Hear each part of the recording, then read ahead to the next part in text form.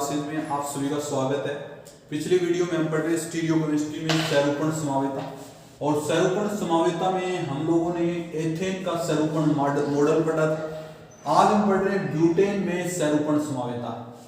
तो butane student, butane का formula होता है CH3 CH2 CH2 CH3, ये ब्यूटेन है।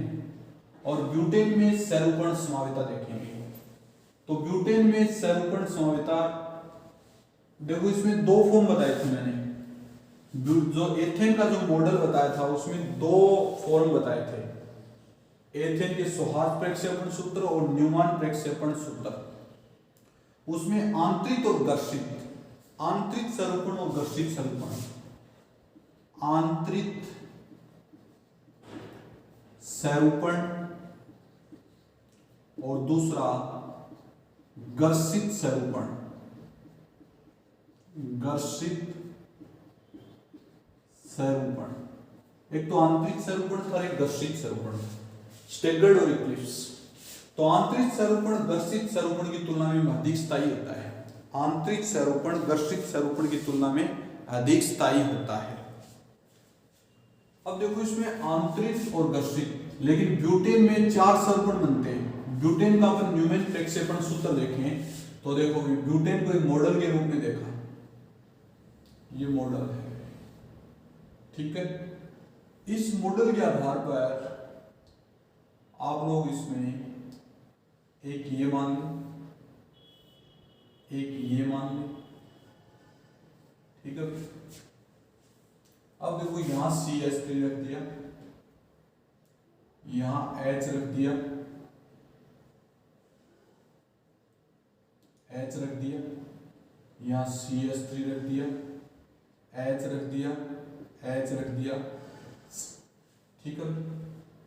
अब देखो ये आपके आंतरिक सैरूपण के अंतर आता है। आंतरिक सैरूपण, आंतरिक, इसमें हालांकि एक तो और है जो पूर्ण आंतरिक, पूर्ण घर्षित, आंतरिक सैरूपण, और दूसरा होता है घर्षित सैरूपण। घर्षित को ऐसे लिखेंगे,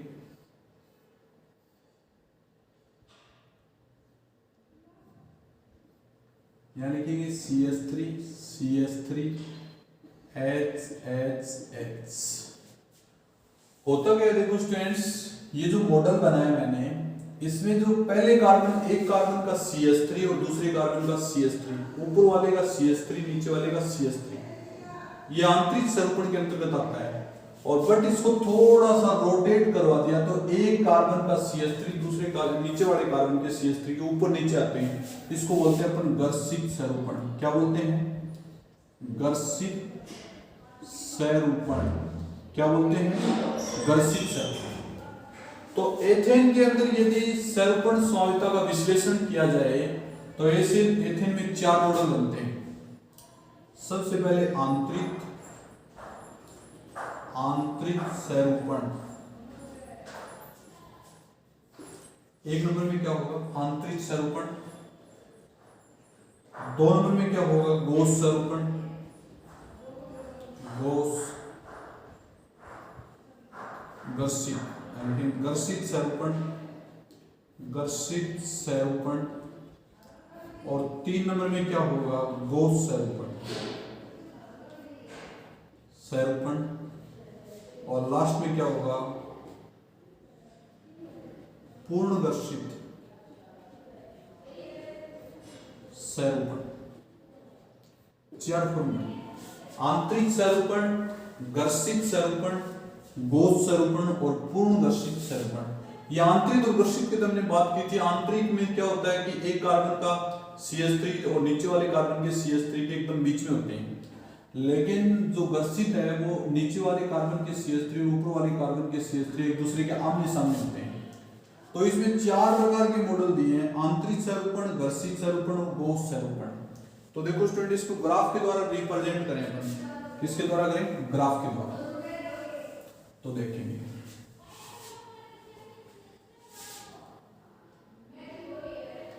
यहां लिख दिया, ये बनाते हैं।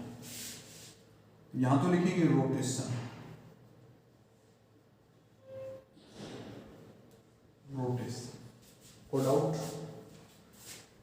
रोटेशन लिख दिया हमने, रोटेशन होगा, और यहाँ लिख दिया ऊर्जा, एनर्जी,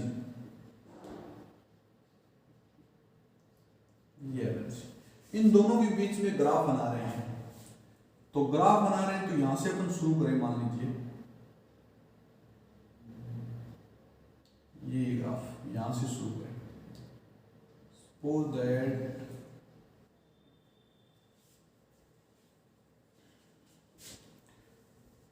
ये ग्राफ जो है हमारा इस प्रकार से बने,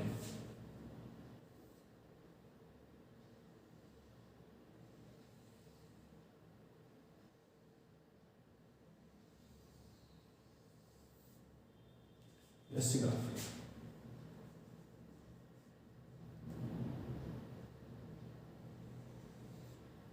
ये बन रहा है। यहां तो देखो, इसको मैं बोलूं आंतरिक स्वरूपण, आंतरिक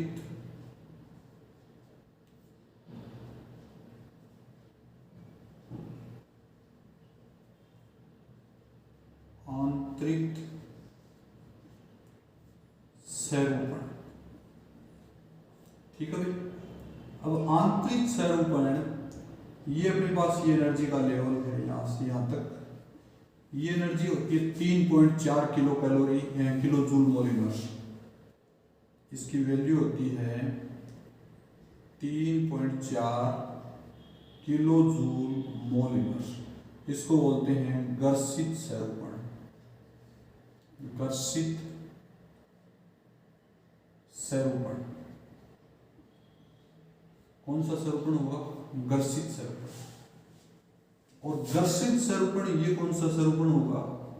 गोस स्वरूपण, इसको बोलते हैं गोस स्वरूपण। यहां है गोस स्वरूपण, इसकी जो वैल्यू होती है 0.8 किलो जूल मोल इनवर्स। और गोस स्वरूपण से जो लास्ट वाली एनर्जी है, ये एनर्जी है, इसकी वैल्यू होती है 4.1 से 6.2 किलो जूल मोल इनवर्स। इसको बोलते हैं पूर्ण गर्षित। क्या बोलते हैं? पूर्ण गर्षित। समझ पा रहे हो? सबसे पहली जो एनर्जी है वो कौन सी है? आंतरिक स्वरूपण की एनर्जी है, सबसे कम। फिर अपने पास वो गर्षित स्वरूपण की उसकी एनर्जी इससे 3.4 है। फिर गोस स्वरूपण की जो एनर्जी है वो गर्षित से कम है और आंतरिक से थोड़ी ज्यादा है, 0.8 किलो जूल मोल इनवर्स। और उसके बाद जो सबसे ज्यादा जो एनर्जी है वो पूर्ण गर्षित की है, वो 4.1 से 6.2 के बीच में एनर्जी पाई जाती है। और यहाँ पर पुनः ये जो मॉडल नीचे आ रहा है ये आंतरिक स्वरूपण का आ जाएगा। किसका आ जाएगा? आंतरिक स्वरूपण का। अपन को इसको ऐसे बना सकते हैं कि आंतरिक स्वरूपण। आगे आंतरिक स्वरूपण या लिखेंगे आंतरिक स्वरूपण। समझ पा रहे हो? मैंने 4 मॉडल बनाए इसमें, आंतरिक स्वरूपण, दूसरा गर्षित स्वरूपण, गोस स्वरूपण और पूर्ण गर्षित स्वरूपण। समझ रहे हो? तो यहां मान लीजिए आंतरिक बनाऊं तो देखो ये बना रहा हूं आंतरिक, इसको थोड़ा बड़ा बना रहा हूं आंतरिक। ये क्या लिखें? CH3, ठीक है। और यहां क्या लिखेंगे? H। यहां क्या लिखेंगे? H। और यहां क्या लिखेंगे?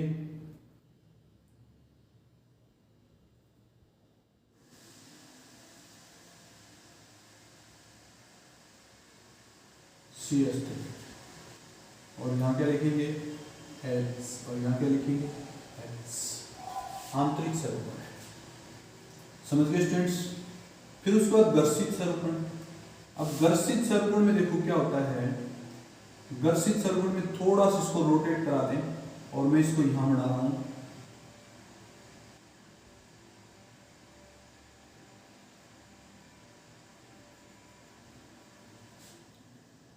ये लिख दिया हमने।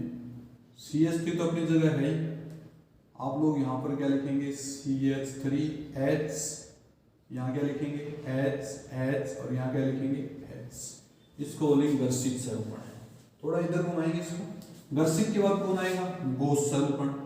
तो गोस स्वरूपण देखो स्टूडेंट्स, ऐसे बनेगा, यहाँ CH3 है, यहाँ CH3 और फिर यहाँ क्या आएगा H H H H। समझ गए। मान लीजिए CH3 के पास में होगा, इसलिए इसकी एनर्जी इससे क्या होगी, थोड़ी कम होगी और इससे ज्यादा होगी। और लास्ट वाला पूर्ण गर्षित थोड़ा और घुमा दो बॉन्ड को, तो पूर्ण गर्षित को मैं इससे बना सकता हूँ, यहाँ क्या लिखें CH3, यहाँ क्या लिखें CH3, यहाँ क्या लिखें H H H H। ये हो जाएगा पूर्ण गर्षित। इसकी एनर्जी सबसे ज्यादा होती है। समझ रहे हो स्टूडेंट्स मैंने क्या बताया। आंतरिक सहरूपण में ऊपर वाला जो कार्बन का ऊपर वाला जो CH3 है और नीचे वाला CH3 एक दूसरे के आमने सामने होते हैं। आंतरिक सहरूपण में एक ऊपर वाला CH3 और नीचे वाला CH3 एक दूसरे क्या होते हैं, आमने सामने होते हैं, इसलिए उसमें रिपल्सन सबसे कम लगता है और एनर्जी की वैल्यू सबसे कम होती है। ठीक है। उसके बाद गर्षित सहरूपण। गर्षित सहरूपण में ऊपर वाला जो CH3 वो तो फिक्स रहता है और नीचे वाला जो CH3 रोटेट होगी, कार जो ऊपर वाला जो CH2 उसके नीचे जो हाइड्रोजन उसके नीचे आ जाता है, इसलिए एनर्जी इसमें थोड़ा रिपल्सन बढ़ जाता है और एनर्जी का मान बढ़ जाता है और उसकी वैल्यू कितनी हो जाती है 3.4 किलो जूल मोल इनवर्स। किसकी तुलना में, आंतरिक की तुलना में। समझ गए स्टूडेंट्स। अब आंतरिक के बाद आता है गॉस। अब गॉस में क्या होता है, जो CH3 है ना, CH3 नीचे वाला जो कार्बन उसका रोटेट और होता है, ऊपर वाला CH3 और नीचे वाला CH3 एकदम बीच में आ जाते हैं, यानी एक है CH3 बीच में CH3, तो इसकी एनर्जी क्या होती है, जो गर्षित की तुलना में थोड़ी कम हो जाती है और आंतरिक से थोड़ी बढ़ जाती है। इसकी वैल्यू कितनी होती है 0.8 kilo joule mole inverse. 0.8 kilo joule mole inverse. समझ गए स्टूडेंट्स। और लास्ट वाली सबसे ज्यादा एनर्जी है, उसमें क्या होता है, ऊपर वाला CH3 और नीचे वाला CH3 एक दूसरे के ऊपर नीचे हो जाते हैं, इसलिए सबसे ज्यादा रिपल्सन लगता है। इसलिए इसकी एनर्जी की जो वैल्यू है बोस की तुलना में 4.1 से 6.2 किलो जूल मोल इनवर्स ज्यादा पाई जाती है और सबसे कम स्थायी है। फिर पूर्ण गर्षित के बाद पुनः आंतरिक आ जाता है, फिर गर्षित आ जाता है, फिर गोस आ जाता है, फिर पूर्ण गर्षित। तो ये रूम टेम्परेचर इनका रोटेशन चलता रहता है और ब्यूटेन के अंदर सहरूपण समाविता प्रदर्शित होती रहती है। ये था स्टूडेंट ब्यूटेन के अंदर सहरूपण समाविता। नेक्स्ट अपन पढ़ने जा रहे हैं साइक्लोहेक्सेन में सहरूपण समाविता। हेडिंग डालें, साइक्लोहेक्सेन में सहरूपण समाविता।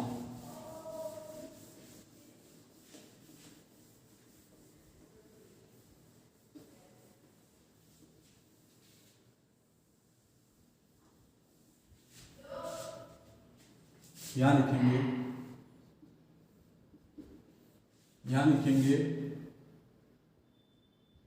साइक्लोहेक्सेन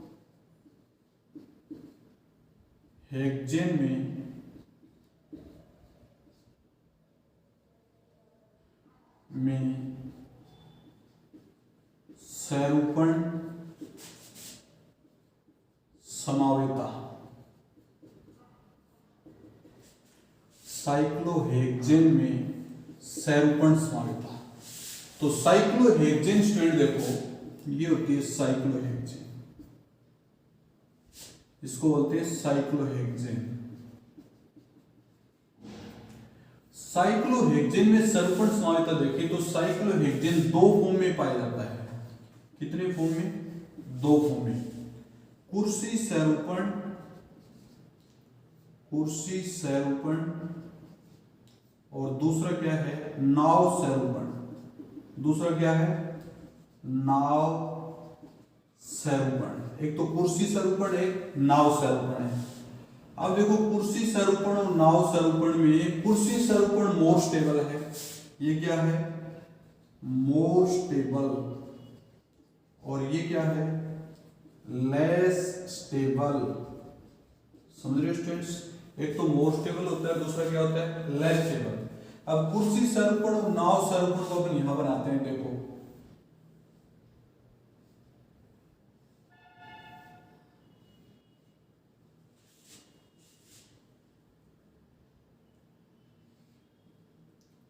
रूम टेम्परेचर पर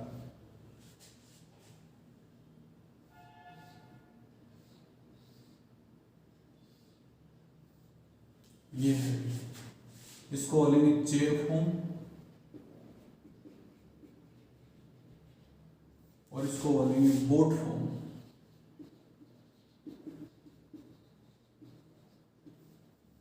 रूम टेम्परेचर पर मोर स्टेबल और ये less stable, more stable less stable. अब देखो साइक्लोहेक्सेन की कुर्सी स्वरूपण नाव स्वरूपण की तुलना एथेन के आंतरिक स्वरूपण और घर्षित स्वरूपण से की गई है। यदि एथेन के आंतरिक और घर्षित स्वरूपण को देखा जाए तो साइक्लोहेक्सेन का चेर स्वरूपण आंतरिक स्वरूपण के इक्वल होता है और बोट स्वरूपण इसके घर्षित स्वरूपण के बराबर होता है। देखना, कुर्सी स्वरूपण यहां लिखेंगे कुर्सी स्वरूपण, इसको मैं ऐसे लिख दूं, ये है भाई, और दूसरा में ये मान लिया,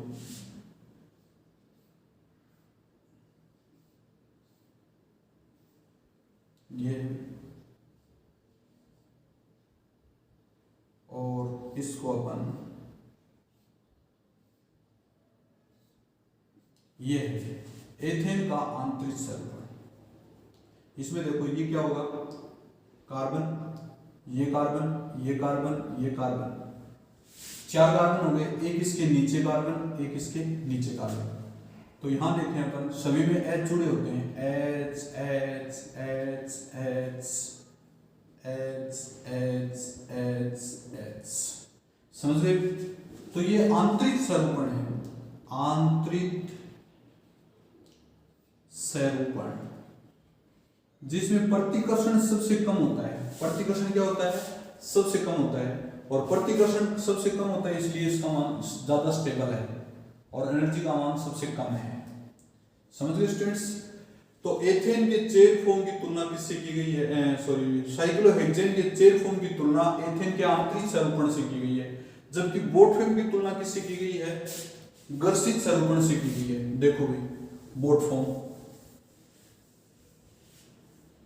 यहां लिखेंगे अपन बोट फॉर्म, तो इसकी तुलना देखो कैसे करेंगे, 1 2, इसको लिखेंगे आप,